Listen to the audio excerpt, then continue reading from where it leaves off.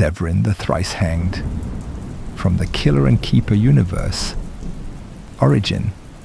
Zevrin hails from the mournful spires of Myrn, a city steeped in ritual and rot, where the dead are paraded in painted robes and memories are currency.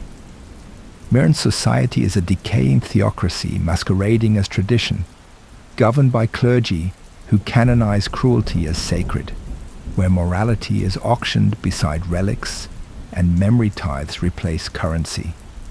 Its citizens adorn themselves in mourning garb, not for grief, but status. The highest caste live in towers of bleached bone and obsidian, while the lowest sleep among the catacombs, hoping for dreams sweet enough to trade. Zevrin was once part of Myrn's middle orders, a scholar of ceremonial poetry, respected and invisible. After witnessing Elira's execution, he wandered the grimy, mud-slicked lanes of Myrn until he stumbled into the veiled quarter, drawn by whispers to a crone who called herself the Last Stitch. She lived beneath the city, in a house made of lanterns that never needed oil, her mouth sewn shut with black thread, except when speaking curses. In his grief, Zevrin begged her for any magic that could bring Elira back to him, unaware that the witch's price was her passage to paradise. She offered him a ritual of blood and bone, a soul binding that would anchor Elira's spirit to his, not knowing it would trap her between life and death. She told him it was a blessing. It was not.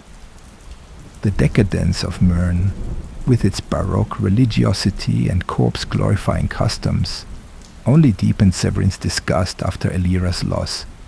It had taught him reverence for gods who remained silent in his agony. And in betraying that reverence, he made himself into a grotesque mirror of the city's own hypocrisy. Where once he wrote elegies, he now writes epitaphs in blood. The man Myrn ignored became its most damning echo. Appearance before the loss. Zevrin was once a man of quiet grace, tall, lean, and composed, with neatly kept black hair and eyes that held wonder for the world. His smile, rare but sincere, was the kind that softened rooms and reassured strangers. There was a stillness to him, the kind born of deep patience and an inner reservoir of love that spilled only for one. He wore simple robes, stitched with small constellations embroidered by Elira, clumsy but heartfelt threads that he treasured more than gold. He moved with the patience of a storyteller, always listening, always watching, as though savoring the world for both of them. His hands, calloused from years of care and work, were most often used to carry her, on his shoulders, through market crowds, to whisper dreams under the stars. His posture then was open, his gait light, a man buoyed by purpose and anchored by fatherhood. He radiated warmth in quiet moments and reverence in every glance he gave to his daughter, as if she was the last miracle the gods ever allowed. Appearance after the loss. Now Zevrin is a man carved by grief and remade by resurrection. His once regal features are now gaunt, stretched thin across high cheekbones and a jaw often clenched in contemplation or madness. Wrinkles etch his skin like carved regrets, deepened by sorrow, more than time. His complexion bears the sallow hue of someone long acquainted with death, marked by ash, sweat, and ceremonial ink, with veins like blackened threads beneath parchment flesh. His hair, once black and neat, now hangs in wild graying tangles, matted in places from rain and old blood. Eyes sunken deep beneath heavy lids blaze with a feverish light, one golden, the other milky white, from an execution that didn't quite take. He rarely blinks, as if terrified of what he'll see when the world returns. He dresses in layers stitched from funerary robes, execution hoods and torn vestments, every piece stolen from sanctified places he has defiled, each telling a story of defiance or grief. His boots are cracked and soaked with road filth, yet he moves like a man always about to perform, driven by unseen music. The ashes of his daughter hang in a charm tucked beneath his tongue, a relic of both penance and torment. When he smiles, which is rare, it is both predator and penitent, a smile made of knives and lullabies. Despite his disheveled state, he possesses a ragged grace, a ruined nobility that unsettles all who meet him. His posture holds the remnants of a man who once carried hope on his shoulders. Children say he looks like a scarecrow built from sins. Priests say he looks like an omen stitched in flesh. And those who've watched him walk alone in moonlight whisper that he leaves behind the scent of burnt offerings and fading lullabies. Elira's liminal existence. Elira now lingers like frost in warm air, present but never touchable. She flickers at the corners of mirrors, her laughter caught in the edges of wind. Children in Myrn speak of a girl shadow that walks behind the madman, always barefoot, always watching. Bound by the witch's spell, her soul cannot ascend nor rest. She is neither ghost nor memory, but something aching and unfinished. Sometimes flowers wilt in her wake, petals curling toward an invisible gravity. Candles gutter when she's near, their flames twisting toward the ceiling like seeking fingers. Reflections occasionally warp around her, not showing her form, but a burst of stars behind glass or a cradle spinning in a void. Zevrin has seen snow fall in circles above her, defying wind or reason. When Zevrin sleeps, on rooftops, in ditches, under cathedral scaffolds, he dreams of her voice, sometimes soothing, sometimes pleading to be let go. In moments of deep silence, when the world holds its breath, he sometimes hears her weeping from inside his own ribcage. The bond forces her to follow him, but not always by choice. Sometimes she screams, silent to others but deafening to him, when he draws hangman's rein. In those moments, he falters. He apologizes to the air, to shadows, to her. But the curse endures. She once tried to guide a dying boy's soul past the veil. Zevrin watched as her form flickered out to meet him, but she could not pass through. The binding yanked her back, shrieking and dissolving into mist. Zevrin tore out part of his hair that night, sobbing in a gutter, convinced he was her prison-made flesh. Candle sermon in the temple. Zevrin confronts the priest at midnight. The temple of Avin Solace stood like a mausoleum in the moonlight. Baroque spires contorted heavenward like bony fingers, clawing for forgiveness long denied. Inside, the air was swollen with incense and the distant hum of whispered prayers, too faint to be real, yet too persistent to be silence. Hundreds of tall candles lined the nave, their flames fluttering like panicked souls. Wax ran like blood down their bodies, forming crimson pools on the mosaic floor, each droplet seeming to hiss as if protesting illumination. At the center of this surreal sanctum stood Father Myrn, clutching a censer that no longer swung, its incense thread choking instead of comforting. His eyes, once stern with doctrine, now darted like trapped things. Opposite him, emerging from the shadows as if exhaled by the very structure, came Zevrin. He stepped lightly but with gravity, a spectre clothed in layers of torn ceremonial vestments and mourning shrouds blackened by ash. His skin was pale as funerary wax, one eye gold, burning with a fury too ancient to be mortal. The other dead, fogged with rot. His face, lined like a tombstone worn by centuries, was serene. Too serene. Hangman's rein, the flail of ancestral punishment, hung from his hand, its bony links twitching like tendrils, dreaming of marrow. "You speak for the gods," Zevrin murmured, voice soft but serrated. "Tell me, where were they when she burned?" Myrn tried to speak, but the words clung to his throat like bile. Zevrin advanced. The candlelight writhed. Shadows on the walls contorted into silent torments, faces twisted in agony, mouths sewn shut by divine neglect.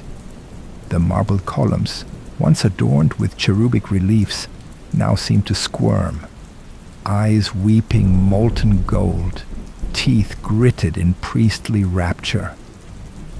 "You recite hymns," Zevrin continued, now steps away. "But do you hear the screaming between verses?" He gestured to the broken confessional. There, faint and flickering, stood a silhouette. A barefoot girl with starlight hair, head cocked, watching. "Elira." Father Myrn gasped, his knees buckling. Zevrin knelt beside him. "I come not to kill you, priest, but to let you listen, for once." He laid Hangman's rein gently on the temple floor. The candles dimmed, all at once, and the whispering began. Not from Zevrin, from every shadow, every candle, every wall. Sermons of sorrow, chants of loss. Elira's laughter mingled with executioner's prayers. The holy writ rewritten in weeping, and Myrn wept, face buried in wax-slick palms, faith burning to ash in his mouth. Zevrin stood, turned, and vanished into the nave. The silhouette in the confessional flickered once, then followed. The first revival, Zevrin's first execution, was public, hung from the gallows in the Garden of Justice, a crowd watching with gleeful disdain. As his vision dimmed and the noose bit deep, he whispered Elira's name one last time. The world went black. Then the blackness breathed. He woke in the city crypts 3 days later, coffin lid cracked open. Rainwater dripped from the ceiling. His chest ached, not from pain, but from a hollow scream that never left his throat. He saw her then, a small, flickering shadow, watching from the alcove. He reached for her, but she stepped back, silent. He knew, instantly, what the witch had done. She had answered his prayer, but not his heart. One attempted suicide. In the mountains north of Virelon, Zevrin once stood at the moor's edge, a cliff so high it stole sound from the wind. He removed his coat, set down Hangman's rein, and whispered a lullaby into the void. "I'm coming, my little star." He stepped off. But the fall ended in water, not stone. He survived, dragged ashore by monks who swore they saw a child's silhouette keeping his body afloat. When he awoke, soaked and coughing blood, the vial around his neck was warm. The witch's curse did not just bind them, it punished any attempt to undo it. Personality: eccentric, unpredictable, laughter riddled with malice. Zevrin's mind is a broken mirror, shards of old grief, delusion, and theatrical rage reflecting a world he no longer trusts. He converses with the souls of his kills, not out of guilt, but companionship, convinced that they form a chorus echoing his daughter's lost voice. He asks questions no one posed, answers riddles no one remembers. His perception of the world is kaleidoscopic. every smile a threat, every shadow a confidant. He sees patterns in chaos, meaning in madness, and clarity in contradiction. His instability is not a mask, but the only reality left to him, a prism of fractured visions and relentless memory, turning even silence into torment. Hallucination. The room of stars. One night in a derelict observatory, as thunder murmured across the broken dome, Zevrin stood amid shattered glass and moss-covered constellations. He thought he saw her, a little girl in a dress of twilight dust, sitting on the broken telescope. "Elira?" he whispered, throat dry with both dread and longing. The girl turned. Her face was Elira's, but her eyes were wide and deep, swirling with void. "You brought me back wrong, Papa," she said in a voice that cracked like old wood. "I'm cold in the sun now." He fell to his knees, sobbing. "I didn't know. The witch. She lied." "You wanted me forever," she whispered, "but I was ready to go." He crawled to her feet, clutching at her illusion. His hands passed through air. Stars flickered. "Tell me how to fix it." "You can't," the vision said, and her form flickered. "But you can listen." Then the room changed. The dome lit with memories. Elira laughing, sleeping, brushing her teeth, naming stars, all moments from their life. Then fire, and screaming, and silence. He awoke in the ruins, blood on his palms from clawing the floor. Inner monologue. Fragment. They said gods guard the innocent. They said death is peace. Lies. All of it. The gods watched her burn and wrote no poem to ease it. I write better ones in blood. I write with truth, with ash, with the last breath of those who sneer at mercy. Elira, little star, they took you from me, and I stitched the world with my sorrow. I won't let them forget you, even if I must become their nightmare. Ideology, death is theater, and he its most devoted actor, relishing each demise as a final act of absurdity.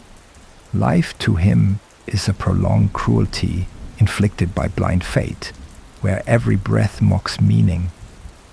He believes joy is camouflage, hope is a trick of the light, and that suffering is the only truth, untainted by delusion. To Zevrin, the world is a stage stained with betrayal and blind indifference, and he plays his role not for redemption, but to expose the grotesque irony of divine silence. Every death he delivers is a soliloquy against a cosmos that refused his daughter's soul peace. His ideology is not simply nihilism. It is a dark opera, and he performs it with a grin carved from heartbreak. The chain that weeps, Zevrin's execution rite. The warden's court, a palace turned tribunal, gleamed with blasphemous opulence. Walls of flayed marble, blood-veined and gilded with martyr gold. Every pillar bore the carved visages of the condemned, mouths open in endless screams. Stained glass windows depicted saints mutilating heretics in glorious agony. The high vaults above hung thick with incense smoke and the iron musk of old executions. At the center of the court stood Zevrin, serene and erect, framed in sunshafts filtered through smoke. His flail, hangman's rein, dangled from his fist like a predator leashed by prayer. The noble, a man draped in crimson silks, and the smugness of untouchable power, stood, shackled, defiant. Courtly observers gathered behind obsidian rails, faces veiled in ceremonial dread, robes perfumed to mask their fear. Zevrin whispered a prayer, not to gods, but to the dead. Then he moved. Hangman's rein snapped through the air. each link screaming with haunted hunger. It struck the noble's ribs like divine retribution. The chains tightened mid-flight, their barbed vertebrae crunching inward with surgical ruin. Blood arced in a wide crescent, but it did not fall. It hung in the air, trembling. The blood droplets congealed, forming a script of cursed scripture, letters weeping as they burned mid-air. Mercy denied is guilt repaid in flesh. Gasps echoed. Some observers wept. Others vomited. Zevrin did not blink. The flail retracted, slithering back to his side, slick with pulped bone and truth. The noble collapsed, chest caved in like a broken reliquary, breath escaping in a final choked hymn. Around Zevrin, ghostly faces swirled, the echoes of former victims. They moaned in rapture or rage, mouths sewn or wide with song. Some had Elira's eyes. One mouthed, "Thank you." Zevrin looked skyward. "Let this be your scripture." He placed a blood-soaked poem at the noble's feet and turned. The court dared not breathe until his footsteps faded into echo. The temple of Lothian's mercy. The dirge delivered. The temple bells rang thrice that morning. Tradition for prayer, penance, peace. But none in the congregation foresaw the fourth toll, which echoed not from brass, but from the scream of the sanctuary doors as Zevrin entered. Cloaked in soot and rain, hangman's rein dragging behind him like a leash of bones, Zevrin walked the crimson aisle flanked by pews of the faithful.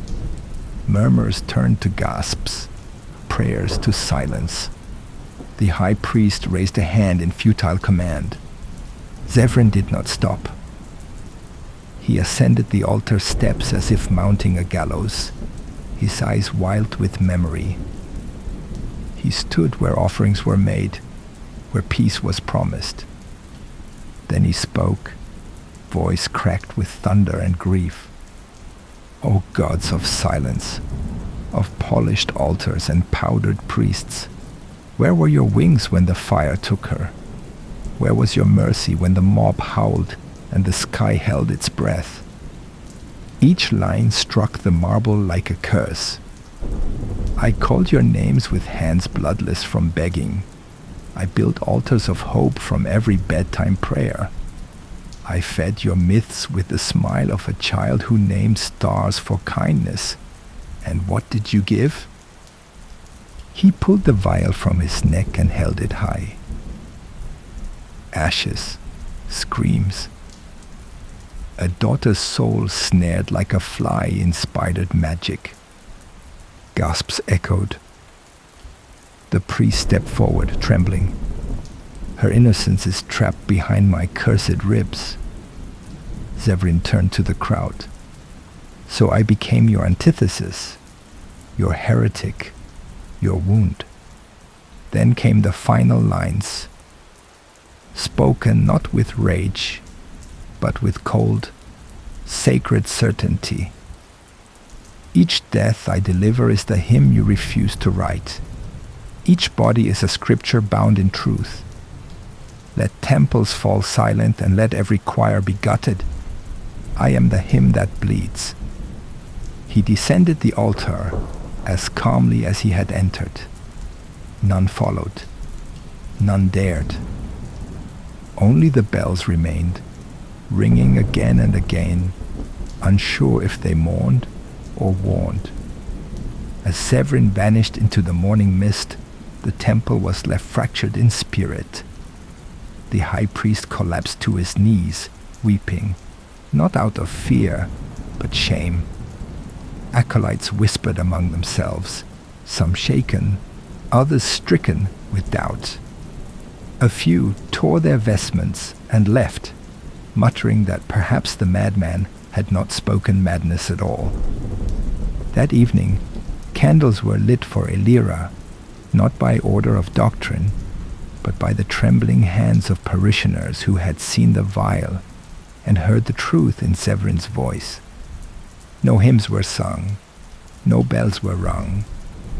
The altar remained blackened where he had stood, and in the silence that followed, even the gods, it seemed, dared not speak. Worldview. The gods are broken dolls. We dance because they cannot.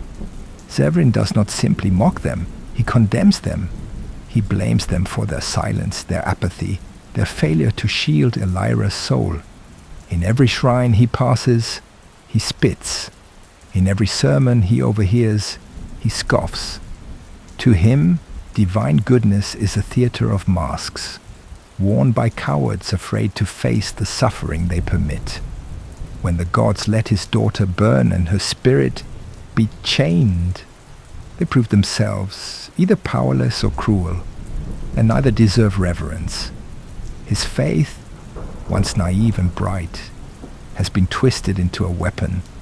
He sees prayers as chains and miracles as lies. He walks the world as both executioner and blasphemer, his every breath a curse hurled skyward, daring the heavens to answer, and resenting them more with every silence. Weapon, hangman's rein, a flail of rusted nails and the hair of the heretic who condemned Elira. Forged in grief and madness, each link in the flail is bound with curses scraped from tombstone etchings. When swung, it tightens like a noose, bones cracking inward with sickening finality. It does not simply kill. It crushes guilt into marrow, drags penance from sinew. It is said the weapon moans softly when near unrepentant souls. Zevrin hears these moans as lullabies. The warden's court. In a salt-flat city called Kiret, Zevrin entered the warden's court unannounced. A nobleman was on trial, accused of ordering a purge of star-touched children. The room fell silent when Zevrin's boots echoed on the marble. The guards drew swords. He smiled. "Let's not lie today," he said. They lunged.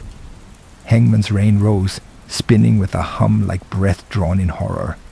One guard's arm bent inward, bones folded like scrolls. Another's ribs collapsed, breath exiting in gurgling shock. Zevrin advanced to the nobleman.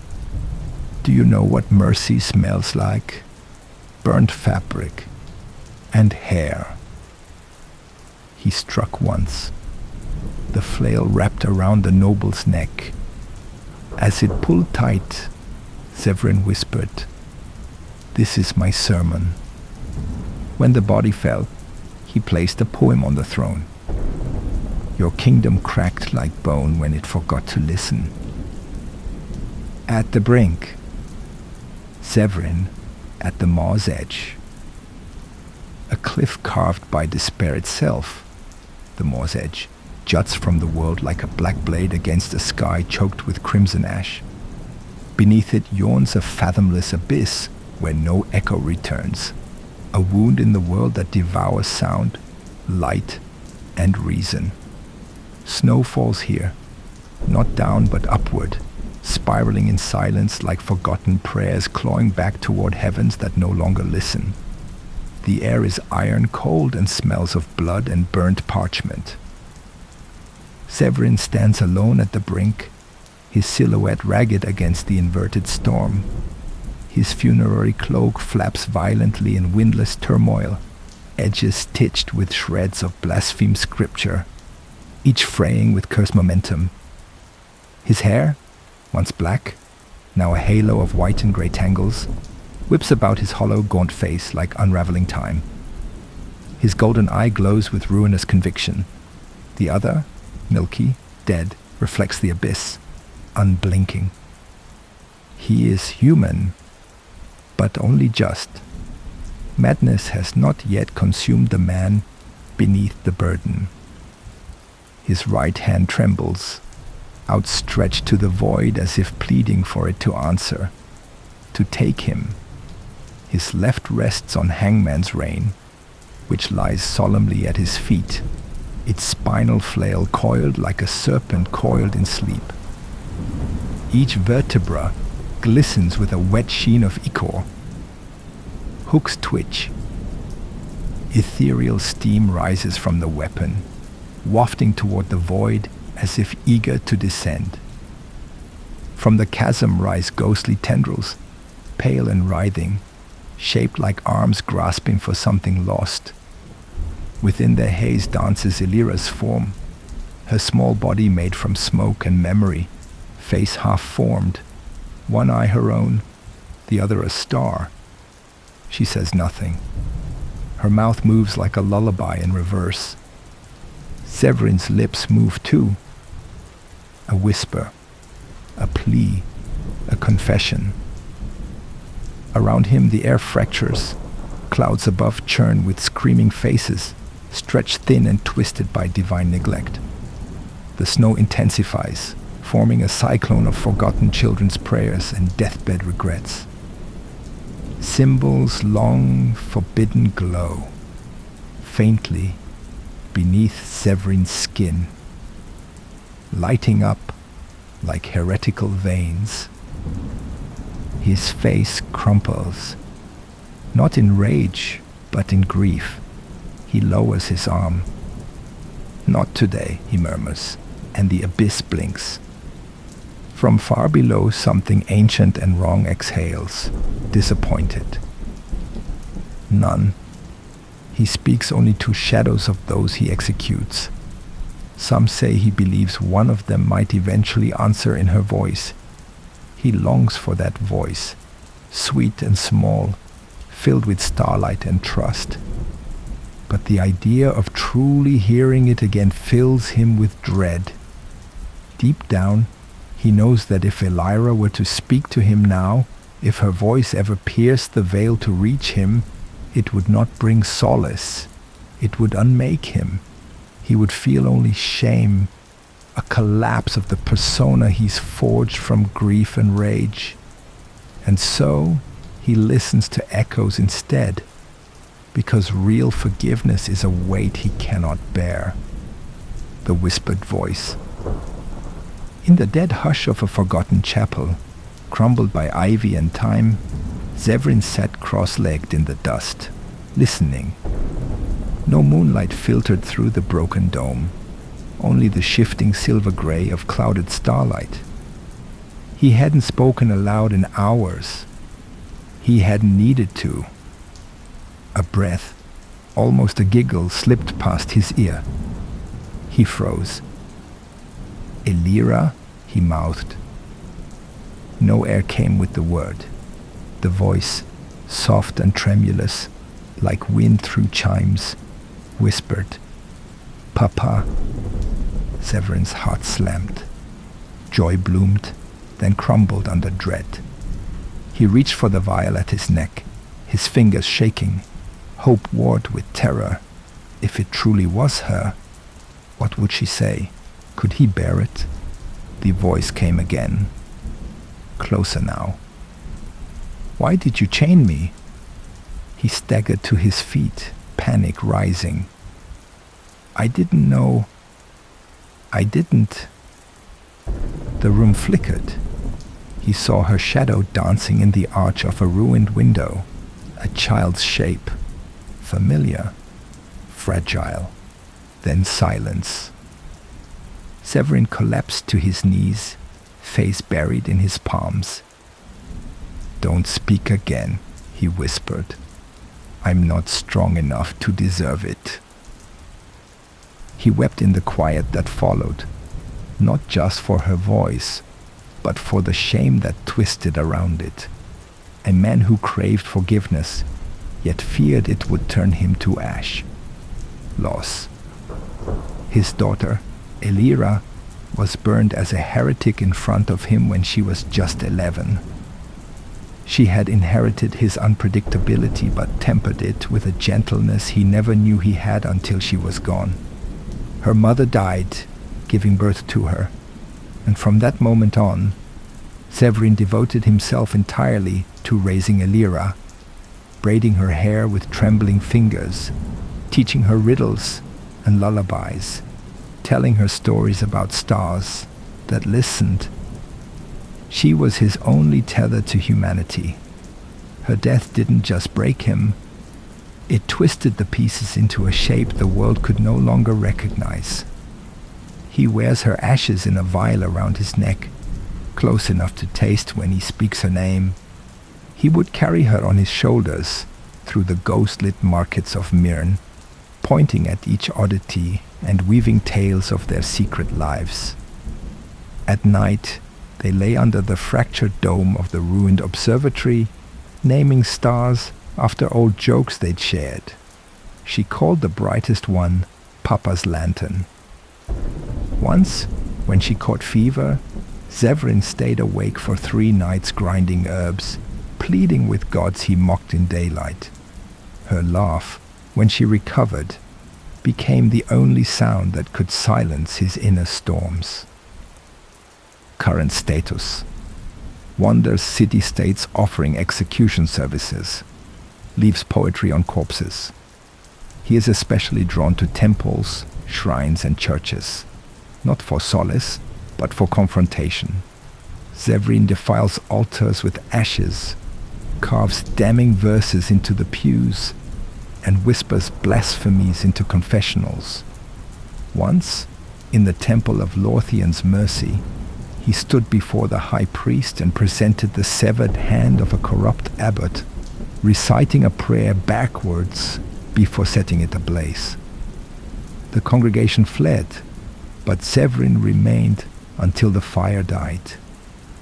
He challenges clergy to debates they cannot win, quoting scripture only to mock its failings.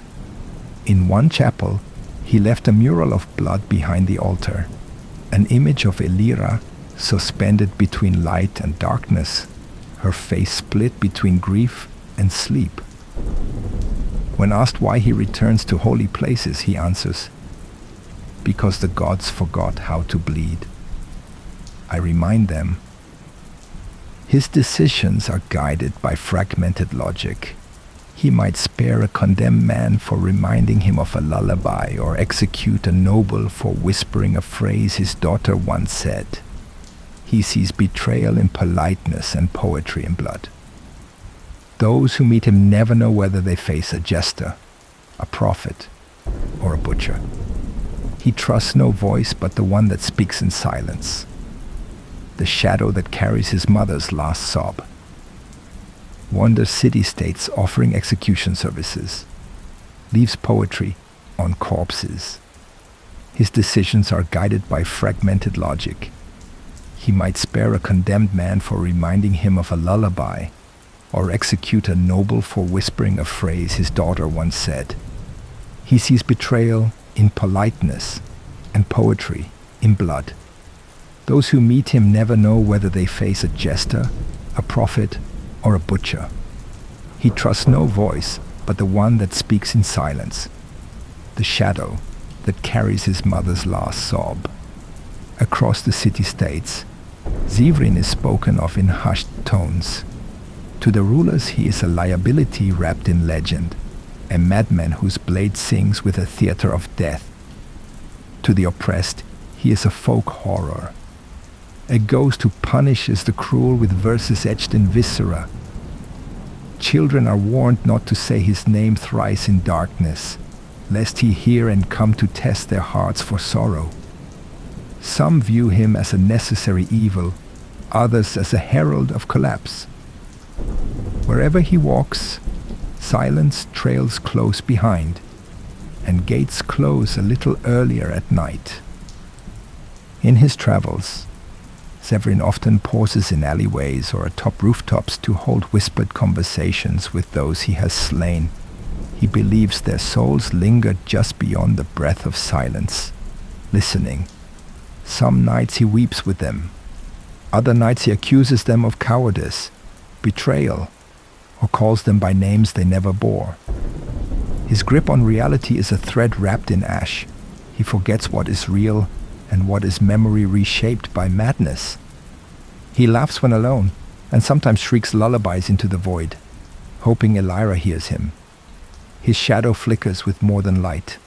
Some swear it dances differently when he speaks, as if listening or remembering.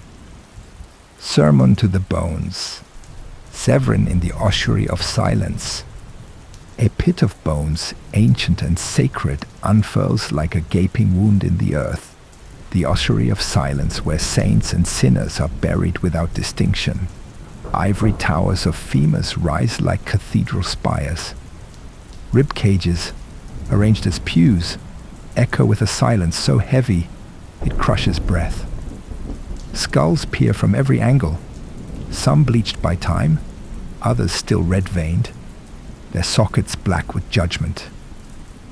Zevrin kneels before them, draped in soaked, blackened funeral vestments. His skin glows faintly under the stormlight, ashen, cracked, ceremonial inks bleeding into the rain. Around his neck, the vial of Elira's ashes trembles with every word he speaks. In his lap rests a soaked parchment of bone-white vellum, a poem inked in blood, his own, freshly drawn. He recites with a voice both liturgical and lunatic, echoing in the throat of the world. Above him rain falls, but not as water. Each droplet is a glyph, a fragment of scripture unraveling midair. Some shimmer with divine gold, others rot into curses before touching earth. The sky itself is baroque horror, split by crimson lightning that forks like demonic veins across an ochre firmament, shedding light on horrors best left unseen. Around him swirl nooses, ethereal and twitching, forming a crown of flickering gallows above his bowed head. Their ropes twist in windless grace, as if hungering for penance. Each one is said to represent a life he's taken, and tonight they burn with wrath and reverence. Elira's shadow stands at the edge of the ossuary, barefoot, pale and whisper-thin, flickering in and out like breath in frost. She watches, unreadable. In her presence bones shiver and moss blackens. Zevrin raises his eyes, glazed with candlelight reflection and lunacy. 100 skulls stare back, and in their sockets, tiny reflections of Elira smiling, sleeping, burning. He whispers, "I give you names. I give you endings. I give you elegies no god dared write." He stands, holding hangman's rein, the flail's bone links weeping a thin stream of red that never dries, forming rivulets through the ossuary like sacramental veins. And then he swings it, not to kill, but to complete the rite. The flail cracks against the altar of bone, and from it blooms a flower of bone-shard petals, blood-threaded, hanging in the air. The ground exhales, the bones listen, and the dead remember. The cradle of silence, Zevrin at the threshold. A broken nursery, long reclaimed by rot and silence, rests hidden beneath the ruins of an orphanage, swallowed by Myrn's earth. Vines like skeletal veins claw across the walls, feeding from the ash that coats everything in a soft gray bloom. The ceiling has collapsed in places, allowing slivers of moonglow to pierce the gloom like the gaze of dead stars. Zevrin stands in the doorway, haloed in pale, storm-tinged light. His face is carved with reverence and terror, a mourner before an altar of memory. At his feet lies hangman's rein, resting against the rotted threshold like an abandoned relic. For once, he is unarmed, not by choice, but by grief's demand. Before him sways the cradle. It moves on its own, creaking like old wood weeping. Each sway cuts the silence like a slow pendulum, a metronome of madness. Inside the cradle, there is nothing visible, only a glow, subtle and moonborn, that pulses with life long gone. Shadows curl within, not of shape, but of memory. like the echo of a child's breath made visible. The wallpaper peels in curling shreds, revealing faded constellations hand-drawn in soot. Star maps scrawled by a child's hand, now half erased by claw marks that rake from crypt to wall, as if grief itself tried to flee this room. Then comes the sound. A giggle. Soft, distant, beloved, like a bell rung underwater. Elira's. Zevrin flinches as if struck. His hands tremble. He steps forward, breath ragged, unable to look away. The cradle creaks again. The vines shudder. Somewhere behind the walls, rats scatter as if afraid. In the corner, barely lit, a shadow watches. Barefoot. Silent. Her outline flickers between child and spectre. Zevrin falls to his knees. The floor sags beneath him like a chest exhaling its last air. Tears track through the grime on his cheeks. He dares not speak. His voice would fracture the illusion. Above the cradle, a mobile hangs still. Each charm is rusted. A bell, a feather, a small charred doll's hand. They do not move in the breeze. They wait. Zevrin places his palm to the floor, as if trying to feel her heartbeat in the bones beneath. He hears her again. Papa. So faint it could be memory, madness, or mercy. He whispers, "Forgive me." And from the cradle the light flickers, then dies. The silence after is absolute. The martyrs feast. The chapel, once a sanctum of light and liturgy, now bled darkness from its every seam. Time and blasphemy had conspired to hollow its soul. Now it stood as a cathedral of execution, a desecrated reliquary echoing with hymns that choked on ash. At the altar, splintered, blackened, cracked by heresy, stood Zevrin, a revenant clad in layered mourning vestments, stitched from torn scriptures and the hoods of condemned priests. His silhouette, a jagged icon beneath warped stained glass, towered over the corpse of a noble whose chest was split open, ribs peeled like petals by hangman's rein. The flail hung low in Zevrin's grip, dripping threads of crimson ichor, each droplet hissing as it struck the altar stone, blood mixing with sacred wine long since curdled.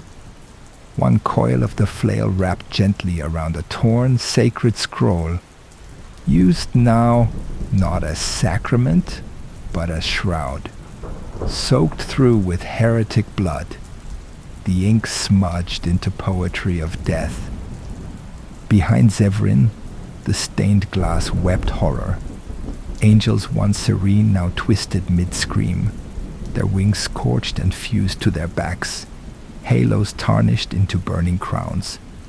Divine light passed through them like judgment inverted, splashing the sanctuary in fevered reds and morning violets. The tapestries, stitched with beatific scenes of salvation, now twitched with unseen breath.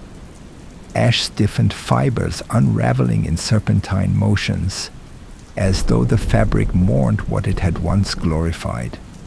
At the edge of every fold, faces blinked. Stitched souls come alive, eyes rolling in stitched sockets, watching. Clergy scattered in terror. Some dropped incense censers that hissed like dying spirits. Others tripped over the robes of their fleeing brethren. A lone deacon turned to pray. Zevrin silenced him with a glance that split faith from flesh.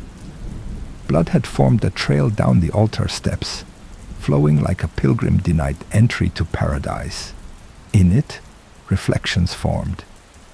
Elira's shadow cast in red, flickering with sorrow and judgment. Zevrin whispered, not to the crowd, but to the corpse, You died fed and fanged, bloated on false absolution. Now you serve truth, not mine, hers. He raised hangman's rein once more, not to strike, but to anoint. Then he knelt in the blood and began to write with a broken bone dipped in gore. Your soul screamed verses of rot, so I composed your requiem in bone and silence. As the final word was etched, thunder cracked through the chapel dome, a fracture echoing Zevrin's own soul, and the gods, as ever, were silent. The memory well. Zevrin's reflection. Beneath a moonless sky at the forgotten edge of a forest choked in fog and funeral moss sits the memory well, a relic of an older god, now overgrown and long abandoned.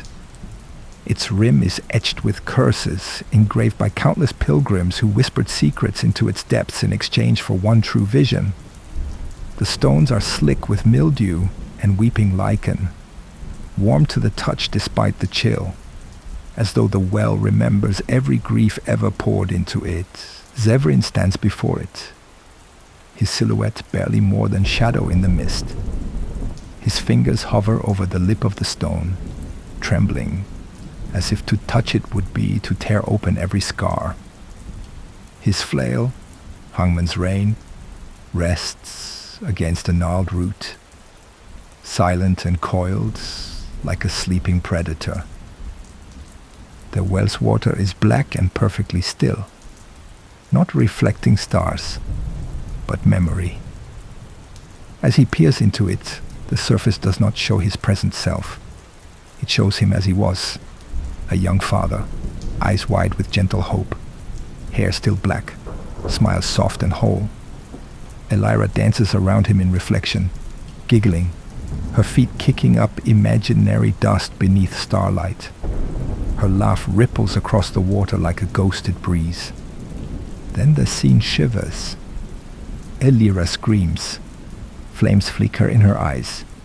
The noose tightens in the backdrop. Zevrin's reflected form twists in agony, arms outstretched, but unable to reach her. His mouth moves, screaming something the well does not allow him to hear.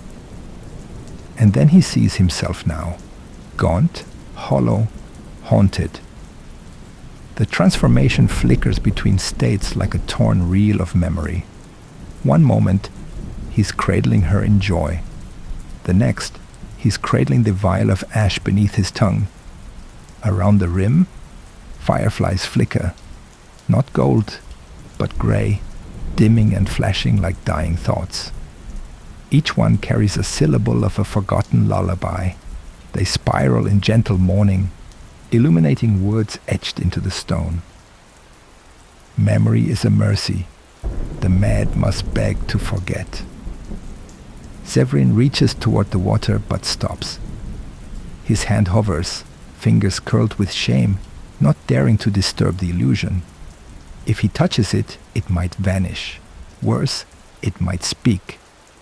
Tears mingle with the mist, and for a moment, the water shows Elira looking back at him. Not burning, not screaming, just sad. He whispers, "I'm sorry."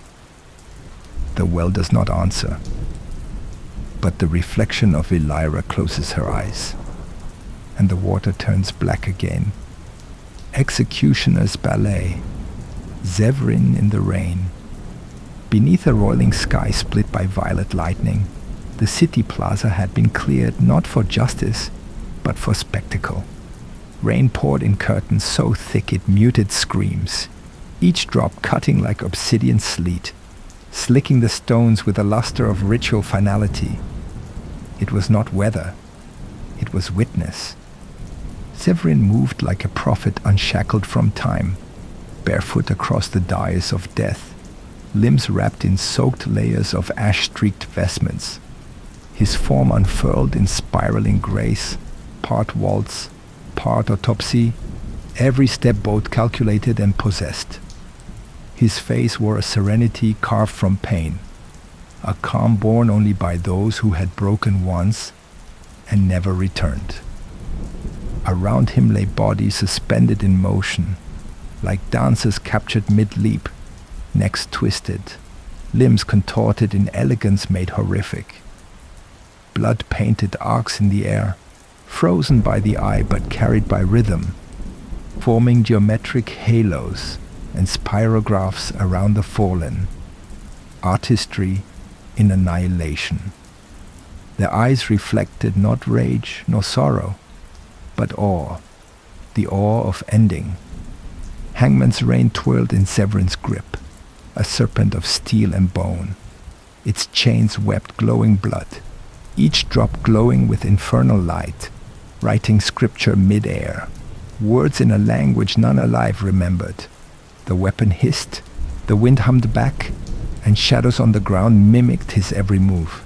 A deranged corpse de ballet, echoing his motions a half-second too slow, as if time itself stuttered in fear. The crowd, pressed into the colonnades beyond torchlight, dared not move. They did not see a man. They saw a tragedy incarnate, an elegy in motion. Each sway of Zevrin's torso, each arc of his flail, was both punishment and poem. He spun once, his robes fanning like wings of a fallen seraph, then struck down with a finality that sang like shattered hymns. In that instant the rain paused, not ceased, but bowed. Zevrin stopped in mid-step, chest rising with shallow, reverent breaths. He whispered to the last corpse, his voice almost tender. "You never learned the dance. Let me teach you the finale."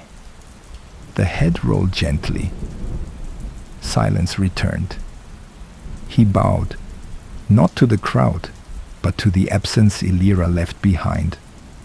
And in that moment, no one clapped. No one dared. Only the shadows danced. The alley of threads.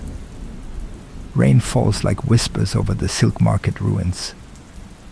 Zevrin crouches beside a still warm corpse, an enforcer who once jeered at a beggar girl's prayer.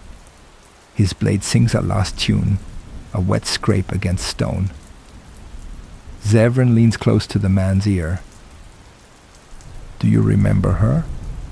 She asked for rain, and you gave her bruises." He closes the man's eyes, but keeps speaking. "Now it rains. You should thank her. I think she's here, in the drops. Maybe she's watching. Maybe you'll apologize." The corpse offers no reply, but Zevrin chuckles. "Rude to die without manners. Elira would have scolded you. She had rules for spirits. Say sorry. Sit still. Don't haunt without a reason." He pauses, tilting his head as if listening, then nods solemnly. "She forgives you, but I don't." He lays a petal soaked in ash on the body and scrawls a single line of poetry beside it. "Even shadows shiver in the storm I bring." Then he vanishes into the mist, humming the lullaby only one ghost would know by heart. Thanks for venturing into the storm with me. Every tale in this universe, from the shattered kingdoms to the cursed bloodlines, I write myself. All the art, all the visuals, every drop of atmosphere you feel, that's shaped by hand and pieced together with my passion to create. These stories take a lot of time to make real, so thank you for your patience when the drops take longer than I'd like. If you felt something during this journey, if you got goosebumps, held your breath, or just needed a break from the noise of the real world, do me a solid. Like the video, subscribe for more, and share it with a nerdy friend who needs to touch grass or get scorched by Atlas's lightning. Your support keeps this storm alive.